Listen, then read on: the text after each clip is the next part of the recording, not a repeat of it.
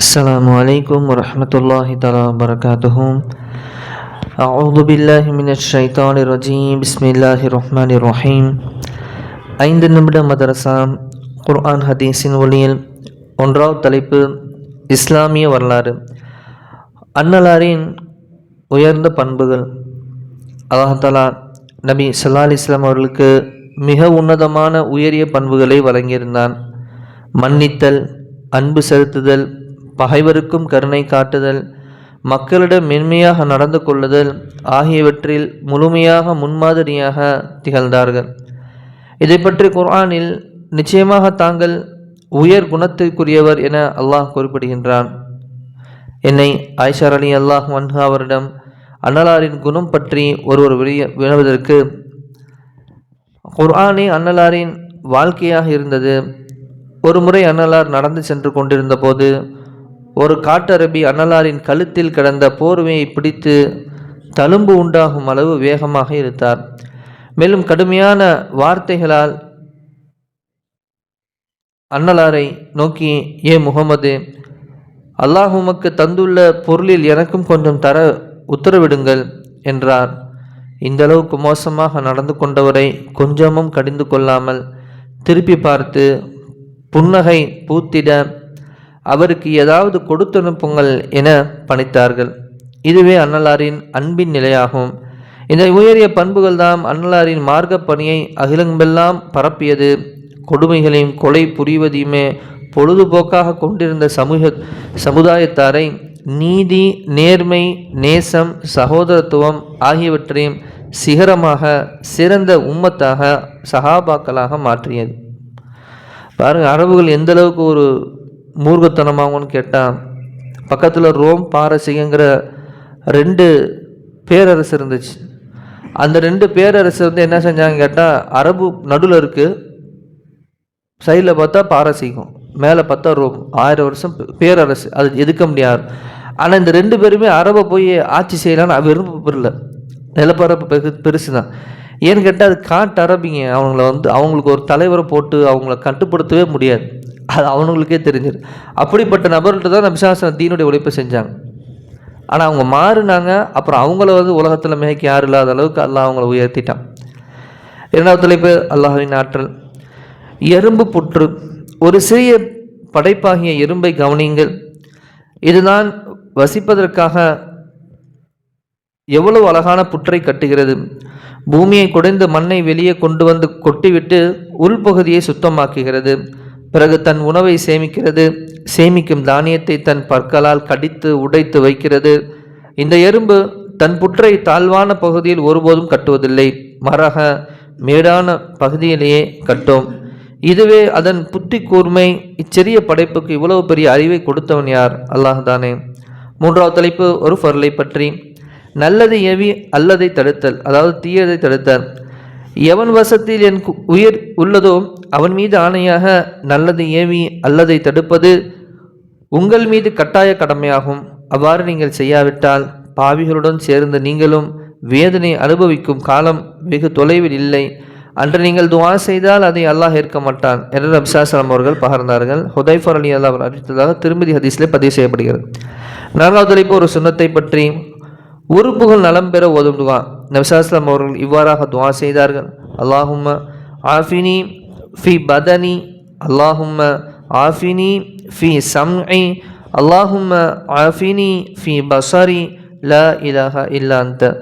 யா அல்லாஹ், எனது உடலுக்கும் செவி புலனுக்கும் பார்வைக்கும் ஆரோக்கியத்தை தருவாயாக, உன்னை என்று இறைவன் வேறில்லை என்று நபி ஸல்லல்லாஹு அலைஹி வஸல்லம் அதிகமாக துஆ செய்தார்கள். ஐந்தாவது தலைப்பு ஒரு முக்கிய அமலின் சிறப்பு. சுவன புதையல். வலா ஹவ்ல வலா குவத்த இல்லா பில்லாஹில் அலியுல் அஸீம் என்று அதிகமாக ஓதிடுங்கள். இது சுவன புதையல்களில் ஒரு புதையலாகும் என்பதாக நபி ஸல்லல்லாஹு அலைஹி வஸல்லம் அவர்கள் கூறியதாக அபூ ஹுரைரா ரலியல்லாஹு அன்ஹு அவர்கள் அறிவிக்கின்றார்கள். திருமதி ஹதீஸில் பதிவு செய்யப்படுகிறது. ஆறாவது தலைப்பு ஒரு பாவத்தை பற்றி. இசைக்கருவி விற்பதும் வாங்குவதும், அடிமை பாடகிகளை விற்பதும் வாங்குவதும், அதற்கான பயிற்சி அளிப்பதும் தகாத செயலாகும். அந்த வியாபாரத்தில் நன்மை இல்லை, அதற்காக செலுத்தும் விலை ஹராம் ஆகும் என்று நபிசாஸ்லம் அவர்கள் கூறினார்கள். விளக்கம்: இந்த ஹதீஸின் மூலம் இசைக்கருவிகள் அனைத்தும் விற்பதும் வாங்குவதும் தகாத செயல் என நிரூபணமாகிறது. இதில் டிவி போன்றவையும் அடங்கும். 7வது தலைப்பு உலகத்தை பற்றி. உலக நேசத்தின் பாதிப்பு. எவர் அல்லாஹுடன் தொடர்பை ஏற்படுத்திக் கொள்கிறாரோ அவரின் தேவைகளுக்கு அல்லாஹ் போதுமாக இருக்கின்றான். மேலும் அவர் அரியாபுரத்திலிருந்து உணவையும் அளிக்கின்றான். எவர் உலகத்துடன் தொடர்பு ஏற்படுத்துவாரோ அவர் அல்லாஹ் உலகத்திலுமே ஒப்படைத்து விடுகின்றான் என்று நபிசாஸ்லம் அவர்கள் கூறினார்கள். 8வது தலைப்பு மறுமையை பற்றி. செயல்களின் எடை. அல்லாஹ் கூறுகிறார்: எவருடைய நன்மையின் எடை கனத்தோ அவர் திருப்தி பொருந்திய வாழ்வில் இருப்பாரோ, ஆனால் நன்மையின் எடை லேசானால் அவன் தங்குமிடம் ஹாவியாதான். அதான் அல்லாஹ் யார் பொருந்தி வாழ்கிறாங்களோ அவங்களுக்கு நன்மை தான். ஆனால் யாருடைய அவங்க செஞ்ச நன்மையின் இடையே லேசாயிடுச்சோ ஹாவியா தான். இன்னும் ஹாவியா என்னவென்று உனக்கு அறிவித்தது எது? அது சுட்டெரிக்கும் நரக்க நெருப்பாகும் என குர்ஆனில் அல்லாஹ் சூரா காரியாவில் அல்லாஹ் கூறுகின்றான். 9வது தலைப்பு நபி வழி மருத்துவம். சகல வலிகளுக்கும் சிகிச்சை. எல்லா வகையான வலிகளுக்கும் இந்த துவாவை ஓதிட சஹாபாக்களுக்கு நபிசாஸ்லம் அவர்கள் அறிவுறுத்தினார்கள். பிஸ்மில்லாஹில் கபீர், அஊது பில்லாஹில் அதீம், மின் ஷர்ரி குல்லி இர்கின் நஆரின் வ மின் ஷர்ரி ஹர்ரின் நார். 10வது தலைப்பு குர்ஆனின் அறிவுரை. குர்ஆனில் அல்லாஹ் தஆலா கூறுகிறான்: அப்படியல்ல, நிச்சயமாக இது நல்ல உபதேசங்களாகவும் எவர் விரும்புகிறாரோ அவர் இதை நினைவில் வைத்துக் கொள்ளட்டும் என சூரா முத்தஸிர் அல்லாஹ் கூறுகின்றான். வல்லல்லாஹ் எந்த நலவை கெட்டமோ அதன்படி அமல் செய்யக்கூடிய பாக்கியத்தையும், கலிமாவுடைய வாழ்க்கையை வாழ்ந்து கலிமாவுடன் மரணிக்கக்கூடிய பாக்கியத்தையும், சொர்க்கத்திலே ஜன்னத்துல் ஃபிர்தௌஸ் எனும் சொர்க்கத்தை நபிசாஸ்லம் அவருடன் இருக்கக்கூடிய பாக்கியத்தையும், அங்கிருந்து அல்லாஹ்வை நாம் பார்க்கக்கூடிய பேசக்கூடிய பாக்கியத்தை நம்மால் இருக்கும் அல்லாஹ் தந்தல் புரிவானாக. சுப்ஹானல்லாஹி பிஹம்திஹி, சுப்ஹானக்கல்லாஹும்ம பிஹம்திக, அஷ்ஹது அல்லா இலாஹ இல்லா அன்த, அஸ்தக்ஃபிருக வ அத்தூபு இலைக்.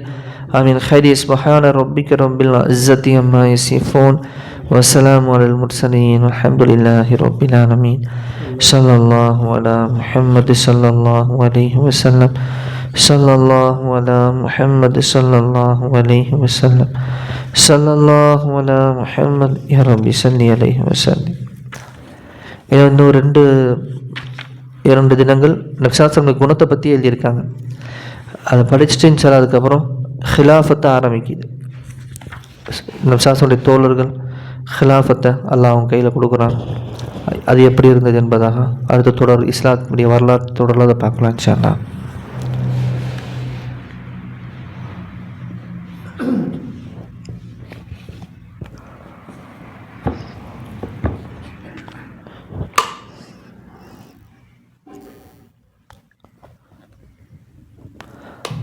இன்றைக்கி ஜோடு ஏற்பாடு செஞ்சுருக்காங்க.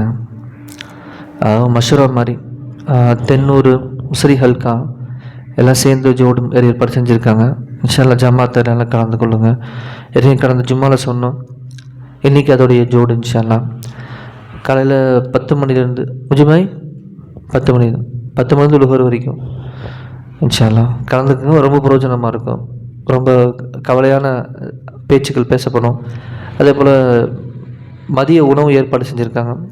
இன்ஷா அல்லாஹ் கலந்துக்குங்க இன்ஷா அல்லாஹ்.